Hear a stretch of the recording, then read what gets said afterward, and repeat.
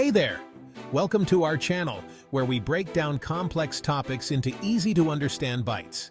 Today, we're diving into the fascinating world of artificial intelligence, or AI. Ready to become an AI whiz?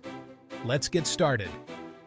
First things first, what exactly is AI? In simple terms, AI is a branch of computer science that aims to create machines capable of mimicking human intelligence. Think of it like teaching a computer to think and learn just like we do. There are two main types of AI: narrow AI and general AI. Narrow AI is designed for specific tasks, like facial recognition or playing chess. General AI, on the other hand, can perform any intellectual task a human can do, but we're not quite there yet.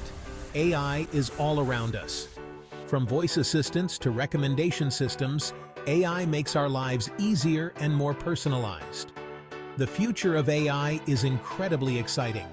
We're looking at advancements in healthcare, self-driving cars, and even AI-powered education. The possibilities are endless. Want to stay updated on the latest in AI? Make sure to subscribe and hit the notification bell. Thanks for joining us on this AI journey. Keep learning and stay curious.